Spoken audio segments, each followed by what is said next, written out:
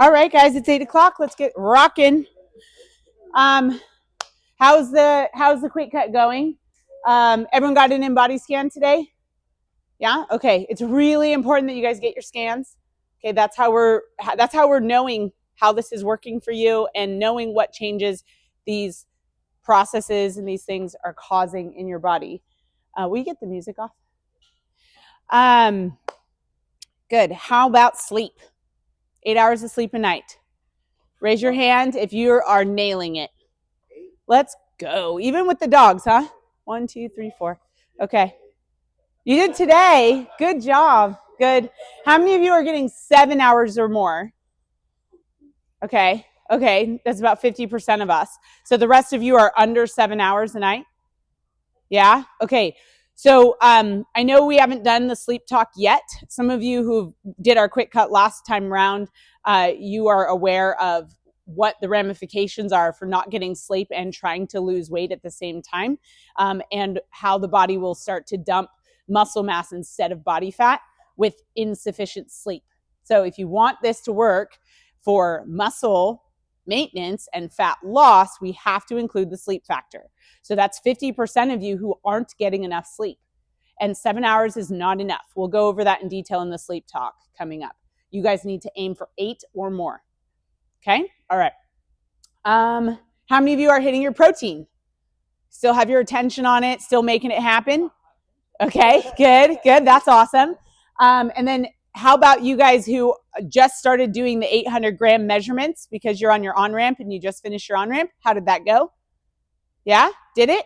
Did you guys have any questions about that? No? Good. You love it? Good, good. Any digestive changes you want to talk about? My favorite topic. What do you want, pictures? No, I don't want pictures. Good. Okay, how many times did you go off plan this week? Hold it up in number of fingers. 2 times, 1 time, 2 times, 5 times, 2 times, 3 times, 5 times. Okay, did you still get results? You still got positive changes to your scans. Cool. So that is a lesson we're going to talk about over and over and over, that you don't have to be perfect to still get results, but you do have to go at this with 100% mentality, and then life happens and you might end up at 80-20, right? Okay, cool. Any questions before we begin? Awesome. Okay, so today I'm really excited to present this to you. This is a time management talk. And the idea here is to help you understand where you're spending your time and how you could better utilize your time to achieve your goals, whether they're inside the gym goals or outside the gym goals. Cool? So you all agree we have exactly the same amount of time? Yeah? At least in a day, right? We all have exactly 24 hours, and we all use them differently, right? Some of us similarly, but they are different. So what I want to talk about first is how time ties into your goals. You have goals and purposes. We've been talking about this now for a couple weeks. Your goals are things like lose 20 pounds of fat. Your purpose is so life is easier, and the value and return on that is you're able to do more for your family, do more for yourself, do more for your community. Yeah? So when we look at time, you could be using this time to produce value and returns by working towards goals that align to your purposes, or you could be utilizing your time to achieve other people's goals, like there may be financial gains because you bought Dutch Bros today, or other people's purposes, which is to get as many people as possible to, I don't know, watch this entertaining TV show. Yeah? That gives you no value and no returns. If you look at it on a gradient, you've got worst case scenario, or what we would say is wrong, and you've got best case scenario and what we would say is right. Okay? So if you're doing the right things, you're working in this side with your time. And if you're doing the wrong things, you're working on that side with your time. Make sense? And it's a gradient. It's not black and white, right? Because, having birthday cake may not align to this side, but it does align to some degree, if it's your birthday and it's life and it's part of enjoyment. Joy is a really important part of life. And you can't just eliminate it altogether, but you need to look at the whole picture and make sure you're more right and less wrong in where you're spending your time. Cool?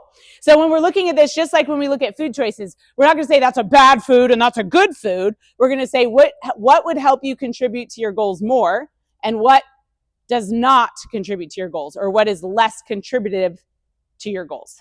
That's a big word, and I got it out right. Yeah, I am. Cool. So this is one of my favorite quotes about time. Many people fail in life not for lack of ability or brains or even courage, but simply because they have never organized their energies around a goal. So time is one of our resources, and if you can organize your time around your goals, you are more likely to achieve them. I get to work with so many people, and it's not for lack of good purposes and good intentions and great reasons to do it. It's they're not organized to do it. And just getting organized can make all the difference. Cool? Okay. So we're going to look at time like money. Yeah? It is. It's like money. It has an endless potential. It just depends on what you do with it. We all have the same amount, and it's a matter of what you're going to do with it. You can spend your time doing things that will give you more potential, or you'll spend your time doing things that give you less potential. Give me an example of something you do that gives you more potential. Great. Give me an example of something that gives you less potential. Yes. Yes. Good. Okay, so now there's another concept here which we all know about. We're all very aware of it. Is there are things that we allow into our space, into our world, that actually steal our time. Okay? It just robs it from you, and you're like, where did it go? It was literally just stolen from you. Give me an example. Bam! It's like, it's top of the list, right? Social media, right? Like, I cannot tell you how many times I'm like, okay, I got to get to the Facebook group because I got to post something to my community about something, yeah? And I open up the app, and I'm like, oh, look, Taylor's in San Francisco. Oh, look at these things, right? Like, what was I doing again? Right? Like 10 minutes later, what was I doing? Oh, yeah, I got to get to the Facebook group to post in the community about something. I totally went in with good intentions, and it was just robbed from me. 10 minutes, just robbed, right? Social media is the best at that. What's another example of stealing our time?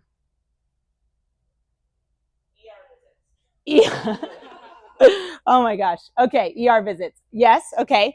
I mean, those are necessary sometimes, but what else? Yeah. It has nothing to do with your purposes or your goals, but it just, there goes your time. Watching TV, good. A really good one, this is one that drives me crazy at my house, is just disorganization. Like, have you ever looked for scissors before? Good. Calculate how many times you've looked for scissors and then add that all up in your life. Just me? I'm the only one? No? Yeah. Add it up. Stealing your time. Okay? Being unorganized robs your time. It's crazy, guys. If you look for scissors just for 3 minutes a day, every day for the rest of your life, I don't even know. I don't want to know. It's a lot of time. Yeah, little tiny inefficiencies in your life rob your time. Okay? How about upsets in your families? Right? Like miscommunication. Those are inefficiencies. Those are things that steal your time.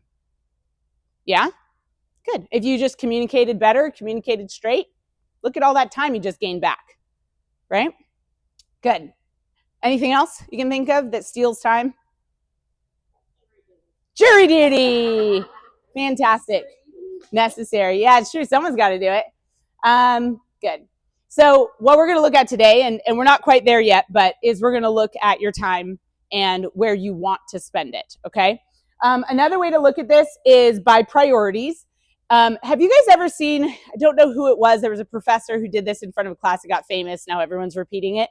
The idea is that you put the big things in the jar first, then you put the littler things, and then you put the tiny things in after that, and you can get more in the jar, right? You have a bigger capacity. But if you take that same jar and you fill it with the little things first, the sand, and then the pebbles, you can't fit the big things in. Yeah? Get that picture? So this is just a depiction of that. We want to put in the rocks first, then the pebbles, then the sand. That's how we're going to fit in all the things. We all have way too many things to do, right? No? Anyone need more? Okay, great. So if we can figure out how to fit in, the jar is our 24 hours, right? The jar is what we got. Nobody gets a bigger jar. And so if we can figure out how to get the most in, we will be able to get more in. Make sense? Okay, so we're going to get right to it. I'm going to give you guys lots of time. Now, this is an example of a block schedule. I learned this in school when I was competing and taking 18 units. And one of my school counselors said, we got to do a block schedule because I think they said for every unit you take, you needed to have like 2 hours of study time. And then you multiply that out and you're like, there isn't that much time in my week, right? But if you get in the big, stones first, right? You get in the stones first, study time, practice, attending class, then you fill in the rest around it, and it does work out, okay? Or you drop units. So this is an example of kind of a standard schedule that we might see out in our beautiful world. 9-to-5 job, somebody who goes to church, does their own grocery shopping, exercises, eats 3 meals a day, and sleeps 8 hours a day, okay? Yours is going to look different, right? Everybody has different rocks, stones, different pebbles, and different sand. And so this is the first thing you need to do is you got to figure out what are your stones, what are your most important things, and we're going to put that down first on your block schedule. So I would like to argue that, and there's lots of different views about what's most important, but I like to argue that you are most important because without you, this doesn't exist.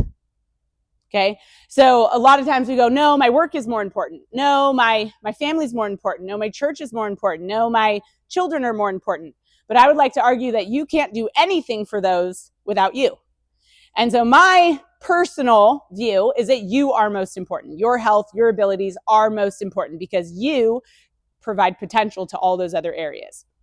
So you can totally do this in a different order. This is just what I think. So you include your sleep, getting food, cooking food, and eating food. I separated it all out because, it's a lot of work.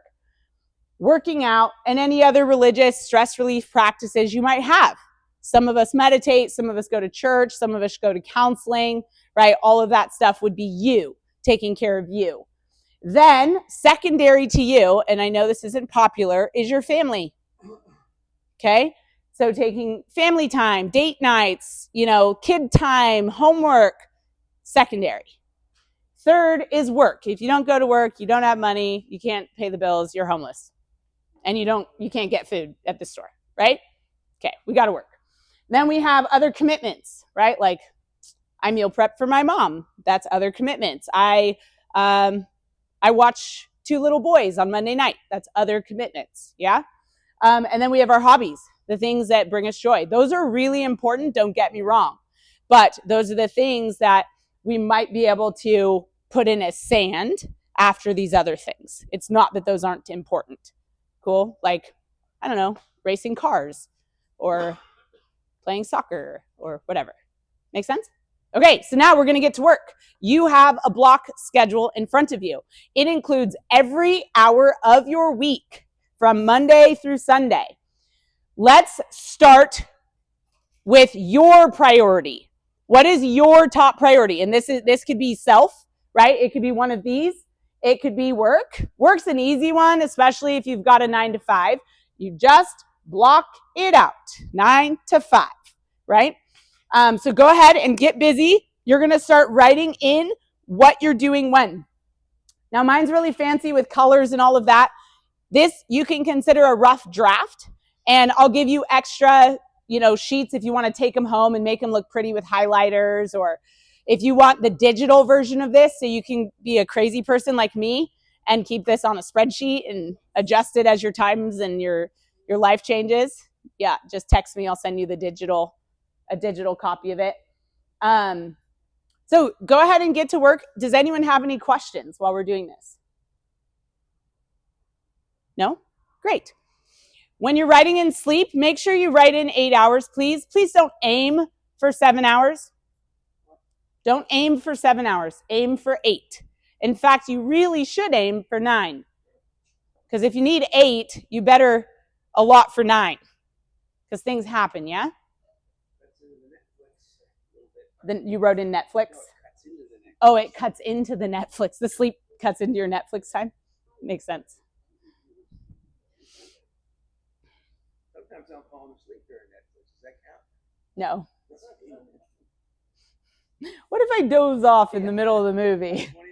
You're gonna write that into your sleep schedule. Movie, dozing off, right in the middle.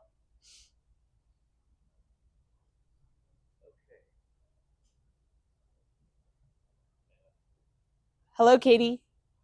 I saw you walk in. Good morning. How are you? I'm good. It's good to see you.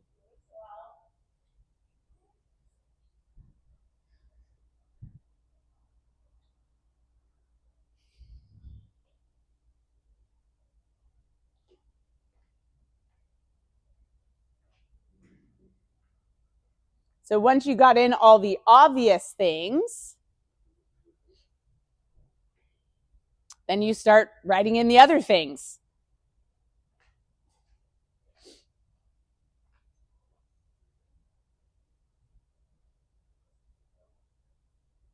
I just have to say, this is the smoothest this has ever gone. Mm-hmm. Oh yeah, we've presented this, I don't know, what do you think, a dozen times? At least? Yeah. 2, maybe. For people that just trust me more. Yeah. Yeah.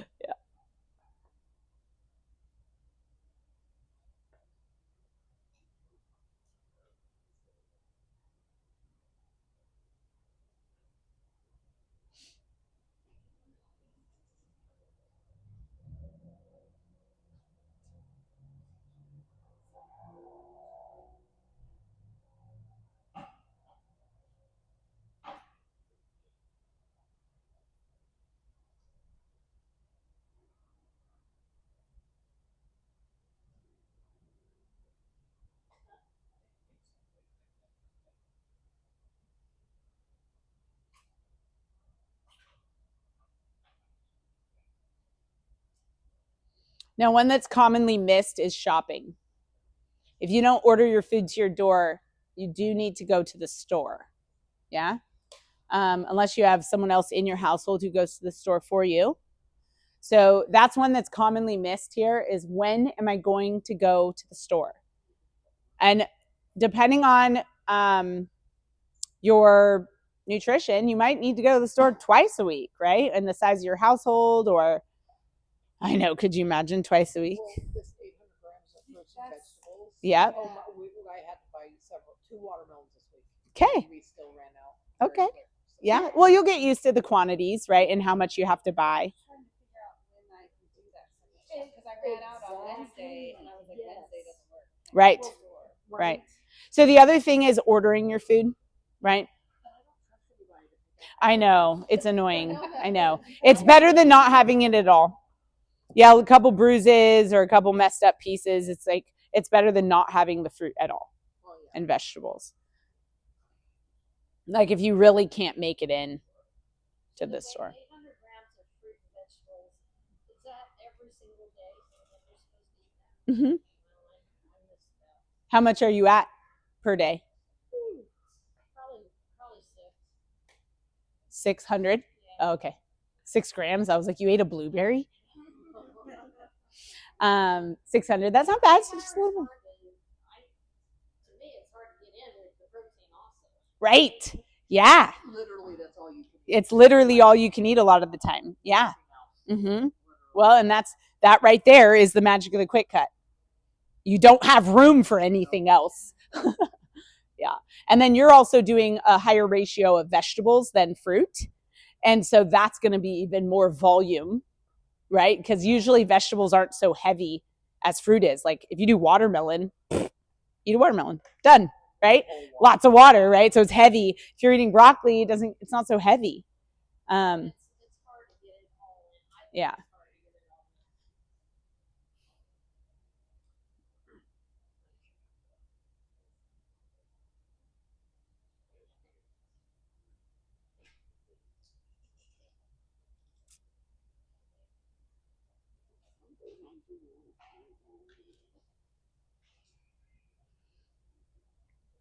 All right, so shopping, cooking is another one that we don't include a lot of the time, unless you have somebody who is cooking for you. Part of eating well is you have to cook. Anyone learn that? Anyone back to cooking when they had like foregone cooking for a while? it has to be done, right? Eating raw it's not enough. You're not gonna be able to get in enough food. You have to cook your food. Not to mention the protein needs, yeah? You can buy some proteins that are pre-cooked for you. Costco has like already cooked chicken and already cooked beef. You can get tri-tip that's already cooked. It's more expensive, but if you're like, I'm not gonna cook, it's possible. Most of us have to cook, yeah? Anyone who's like, nope, I don't cook? That one. Yeah, you don't cook. Good. Well, you got a wife for that? You got somebody in your household who does it? Wife and daughter. Nice. Double whammy. Lucky. So for the rest of us, we need to add in when we're cooking. Now, you can do this a couple ways. You can cook throughout the day. You could cook breakfast, lunch, and dinner if you're so lucky, right? You know, some of us are retired. Some of us work from home, and we can cook breakfast, lunch, and dinner. Some of us don't work from home, and some of us aren't retired. So we call that meal prepping. Yeah? We're going to have a whole class on that in a couple weeks. But cooking multiple meals in advance so that you have the food. Now, if you're going to meal prep, you need to lay out when are you going to meal prep. It's nice to say you are, but when? What time in your days? How long do you think it takes to meal prep 4 different dishes? What do you think? 1 hour? 2 hours? 3 hours? 3 hours? 4? 5? Oh, I was like, dang, what are you making? Good. I've gotten it down to 40 minutes for 4 dishes. So don't miss cooking. What are we calling it? Cooking for dummies? Yep. Don't miss cooking for dummies. Okay. It doesn't have to take 2 hours for 4 dishes. It doesn't have to. There are ways to make it faster. And I'll teach you those in our cooking talk. Okay. We have a cooking talk. Yeah, I know. Make some pancakes and no, that would be fun though. Someday. Josh says I can't do that yet. Oh, once a month. So you throw it in the freezer in like bags and stuff? That's cool. That's cool. Oh, wow. For a month. Wow. All right, guys, let's do a quick check-in here. Who wrote down 8 hours of sleep on their chart? Awesome. Who wrote down when they will be going to the grocery store or sending someone else to the grocery store? Great. Who wrote down when they will be cooking? Only half of you. Oh, there they are. Okay, great. Who wrote down when they will be eating? Great. Okay. Awesome. Who wrote down when they will be working out 5 to 6 days a week? That's the quick cut. 5 to 6 days a week. I know, crazy pants. Great. That's fantastic. Who wrote down their going to church, their meditation, their counseling, their religious practices times? Good. Who wrote down family time? Wow. Okay. All right. Guys, I specialize in this, in the self-care, but those of you who didn't raise your hand, maybe we should get some help in that area. All right, who wrote down work time? Like when you are going to work to make money to be able to afford the food you're buying. Great. Who wrote down other commitments? Keeping the grandkids overnight or Cool. Coaching the kids' soccer team. Awesome. And who wrote down some hobbies? Nice. that was number one. Yeah, you're like, I basically agree, but hobbies are at the top. Yeah, that's awesome. Good. Does anyone have any questions? No? I'm still working on that. I haven't figured it out yet. Yeah. I have found that the more organized and disciplined you are about your time, because discipline's another factor. You can write this down all day, but if you don't follow it, now you know you're in the red zone in terms of our right and wrong with our time. Yeah? So if you don't follow this and you don't keep your discipline on it, you're going to lose time. It's going to feel like you have less time because you do have less time. You're letting it get robbed from you. If you keep your discipline in place and you go, this is my schedule, this is what aligns to my goals. If I want to get to my goals in all these areas of my life, I have to keep my schedule, right? So that's where we lose most of our time, is just loss of discipline in that regard. Make sense? And if you keep this and you keep your discipline in, you will find you actually gain time because you've done the things you need to do. And now when you have your weekends, you have these gaps and you're like, look at that. I have fun time because you got everything done that needed to get done when it needed to get done. Make sense? Okay, good. Any questions? Good. All right. Well, thank you. And let's go work out. If you go to a bar and have dinner, does that count as dinner or does that count as That's called multitasking. multitasking? There it is. How do I put it in here?